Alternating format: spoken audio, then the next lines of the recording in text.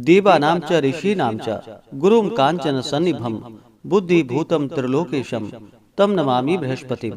जय श्री बृहस्पति देव। जय श्री राधे कृष्ण।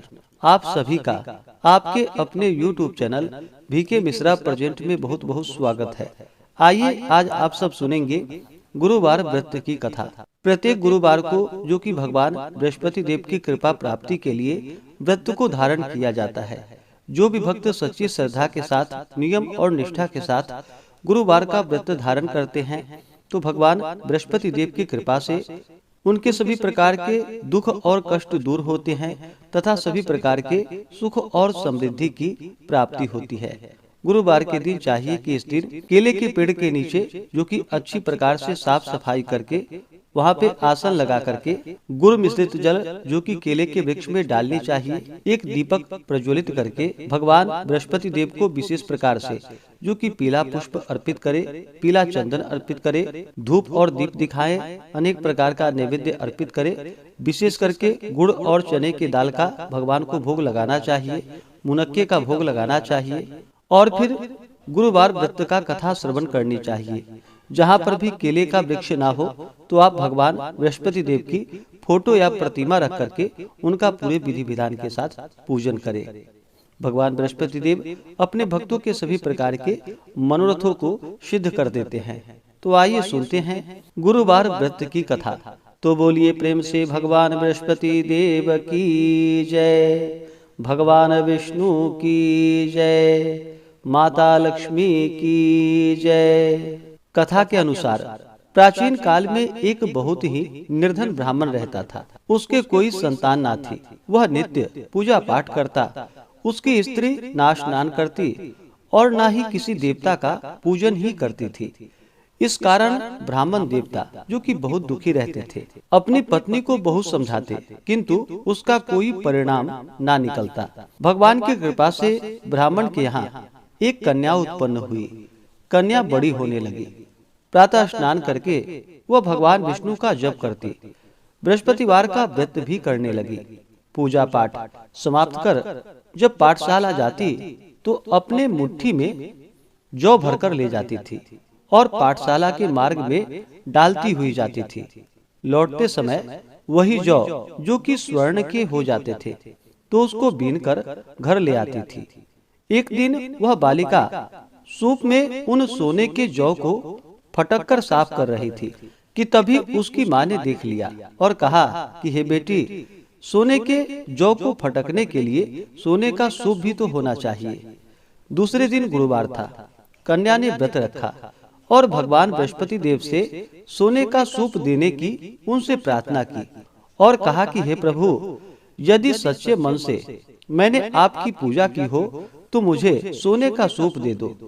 बृहस्पति देव ने उसकी प्रार्थना स्वीकार कर ली और रोजाना की तरह वह कन्या जौ फैलाती हुई पाठशाला चली गई। पाठशाला से लौटकर जब वह जौ बीन रही थी तो बृहस्पति देव की कृपा से उसे सोने का सूप मिला। उसे वह घर लेकर आई और उससे जौ फटककर साफ करने लगी, परंतु उसकी माँ का वही ढंग रहा। एक दिन की बात है, कन्या सोने के सूप में जब जौ को साफ कर रही थी उस समय उस नगर का राजकुमार वहां से निकला। कन्या के रूप और कार्य को देखकर वह उस पर मोहित हो गया। राजमहल आकर वह भोजन तथा जल त्याग कर उदास होकर लेट गया। राजा को जब राजकुमार द्वारा अन्न और जल त्यागने का समाचार प्राप्त हुआ तो अपने मंत्रियों के साथ वह अपने पुत्र के पास गया और पूछा कि हे बेटा, तुम्हें किस बात का कष्ट है? किसी ने तुम्हारा अपमान तो नहीं किया अथवा कोई और कारण है? मुझे बतलाओ, मैं वही कार्य करूंगा जिससे तुम्हें प्रसन्नता की प्राप्ति हो सके। अपने पिता की बातें सुनकर राजकुमार बोला कि हे पिताजी, मुझे किसी बात का दुख नहीं है। किसी ने मेरा अपमान भी नहीं किया है, परंतु मैं उस लड़की के साथ विवाह करना चाहता हूँ जो लड़की सोने के सूप में जौ को फटक कर साफ कर रही थी। राजकुमार ने राजा को उस लड़की के घर का पता भी बता दिया। मंत्री राजा के कहने पर उस लड़की के घर गया। मंत्री ने ब्राह्मण के समक्ष राजा की ओर से निवेदन किया और फिर कुछ ही दिनों के बाद ब्राह्मण की कन्या का विवाह राजकुमार के साथ संपन्न हो गया। और फिर क्या था, कन्या के घर से जाते ही ब्राह्मण के घर में पहले की भांति गरीबी का निवास हो गया। एक दिन दुखी होकर ब्राह्मण अपनी पुत्री से मिलने के लिए गया। बेटी ने पिता की अवस्था को देखा और अपनी माँ का हाल पूछा। ब्राह्मण ने सभी हाल कह सुनाया। कन्या ने बहुत सा धन देकर अपने पिता को वहां से विदा कर दिया। लेकिन कुछ ही दिनों के बाद फिर वही हाल हो गया। ब्राह्मण फिर से अपनी कन्या के यहाँ गया और सभी हाल कहा तो पुत्री बोली कि हे पिताजी, आप माताजी को यहाँ लिवा लाओ, मैं उन्हें यह विधि बता दूंगी जिससे कि गरीबी दूर हो जाए। ब्राह्मण देवता अपनी स्त्री को साथ लेकर अपनी पुत्री के पास राजमहल पहुँचे तो पुत्री अपनी माँ को समझाने लगी कि हे माँ, तुम प्रातः काल स्नान आदि करके विष्णु भगवान का पूजन करो और बृहस्पतिवार का व्रत करो तो तुम्हारी सभी दरिद्रताएं दूर हो जाएंगी। परंतु उसकी माँ ने उसकी एक भी बात नहीं मानी। वह प्रातः काल उठते ही अपनी पुत्री के बच्चों का जूठन को खा लेती थी। एक दिन उसकी पुत्री को बहुत गुस्सा आया। उसने अपनी माँ को एक कोठरी में बंद कर दिया और फिर प्रातः उसे स्नान आदि करा करके उससे पूजा पाठ करवाया। तब जाकर के उसकी माँ की बुद्धि ठीक हो गई।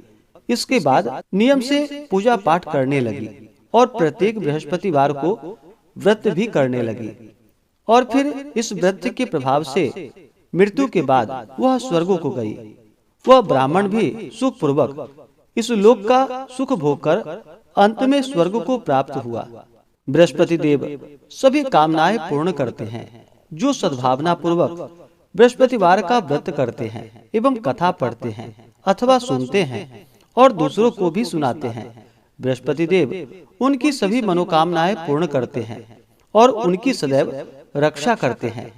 जो संसार में सद्भावना के साथ गुरुदेव का पूजन एवं व्रत सच्चे हृदय से धारण करते हैं, उनकी सभी कामनाएं वैसे ही पूर्ण होती हैं जैसी सच्ची भावना से राजा और रानी ने बृहस्पति देव की कथा का गुणगान किया था, तो उनकी सभी इच्छाएं बृहस्पति देव जी ने पूर्ण की।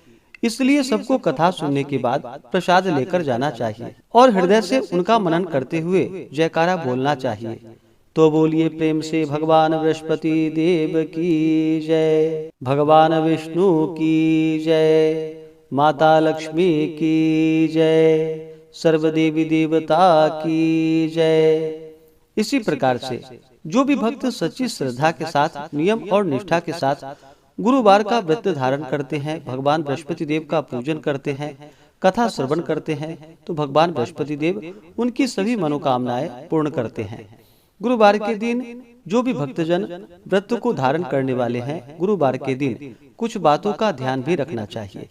गुरुवार के दिन इस दिन शुद्ध और सात्विकता का पालन करना चाहिए, ब्रह्मचर्य का पालन करना चाहिए।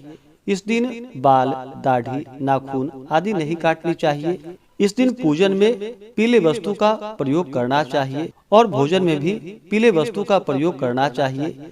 इस दिन नमक ग्रहण नहीं करनी चाहिए, बाल, दाढ़ी, नाखून नहीं काटनी चाहिए, साबुन सर्फ का प्रयोग इस दिन नहीं करना चाहिए और पूर्ण श्रद्धा भक्ति भाव के साथ भगवान का पूजन, कथा श्रवण, आरती करनी चाहिए। इससे भगवान बृहस्पति देव अति प्रसन्न होते हैं और अपना कृपा प्रदान करते हैं।